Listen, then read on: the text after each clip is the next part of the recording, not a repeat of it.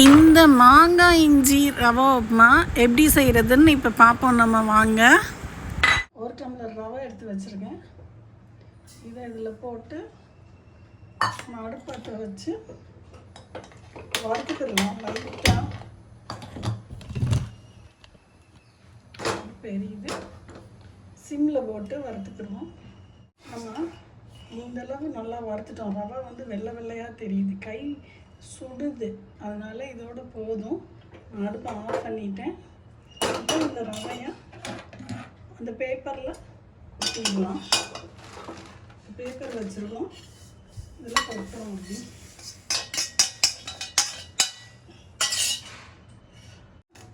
இதில் நான் ஒரு 4 பச்சை மிளகாய் எடுத்து வச்சுருக்கேன். கொஞ்சோண்டு சின்ன வெங்காயம் நறுக்கி வச்சுருக்கேன்.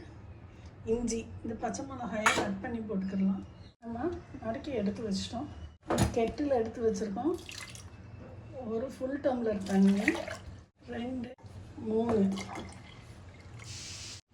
3 தண்ணி எடுத்துக்கிடுவோம். இந்த கெட்டில் வந்து தண்ணியை சுட வச்சுக்கிடுவோம். நம்ம சட்டி வச்சு அடுப்பை ஆன் பண்ணியிருக்கோம். இந்த அளவு ஒரு 1/2 கப்பு எண்ணெய் ஊற்றிடுங்க. கொஞ்சம் காயட்டும். கொஞ்சோண்டு உளுந்து, கொஞ்சோண்டு கடுகு, கொஞ்சம் மிளகாய் செவந்துருச்சு. உளுந்து கடுகு வெடிக்குது. இந்த நேரத்தில் நம்ம வெங்காயம், பச்சை மிளகாய், இஞ்சி,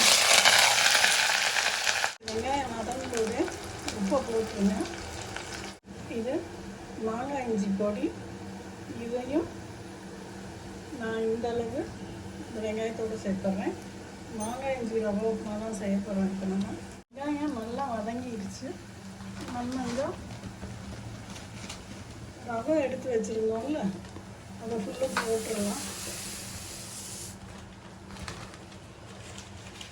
லைட்டாக இந்த எண்ணெயில் ஒரு பெரட்டிக்கிறணும். நம்ம இந்த மாதிரி லைட்டாக குழி பறித்து வச்சுட்டு, நம்ம வந்து கெட்டிலில் வந்து தண்ணி வச்சுருந்தோம்ல, அது நல்லா கொதிச்சிருச்சு. 3 டம்ளர் தண்ணி அப்படியே இந்த கெட்டிலில் இருந்து அப்படியே நம்ம ஊற்றிடலாம். ஊற்றிட்டு எதுவும் கிண்ட தேவையில்லை. நம்ம இப்படி மூடி வச்சிடலாம். கொஞ்சம் ஒரு 5 நிமிஷம் கழித்து பார்ப்போம். 2 நிமிஷம் ஆகிருக்கு. நம்ம இப்போ திறந்து பார்ப்போம்.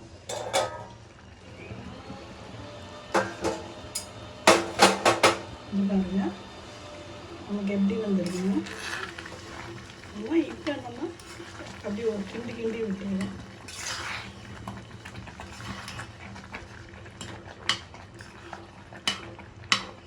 நம்ம நல்லா கிண்டிட்டோம். வாங்கி பாருங்கள், கத்தியிலே ஒட்டாமல் அது பாட்டுக்கு வருது. 2 நிமிஷம் இந்த அடுப்பில் இருக்கட்டும். இன்னும் ஒரு 2 நிமிஷம் வச்சுருக்கோம். ஒரு 2 நிமிஷம் ஆகிருக்கு. பார்ப்போம். பாருங்க, சட்டியில் ஒட்டாமல் உப்புமா வந்து அப்படியே சொலந்து பாருங்க.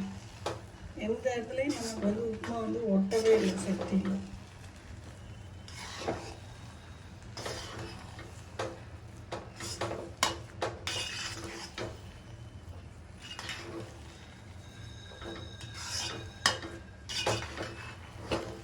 சட்டிக்கும் உப்புமாக்கும் சம்மந்தமே இல்லாத மாதிரி சுற்றிக்கிட்டு இருக்கு.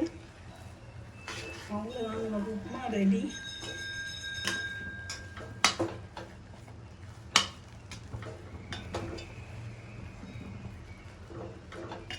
அடுப்பை ஆஃப் பண்ணிடலாம். பாருங்கள், இந்த மாதிரி ஒரு ரவை உப்புமாக்கு இந்த மாதிரி ஒரு கத்திரிக்காய் தக்காளி கொச்சு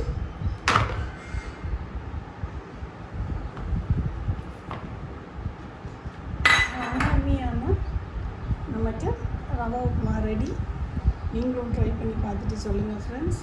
சரி, ஸ்பூன் வச்சு எடுத்து காமிக்கிறேன். இப்போ பாருங்க,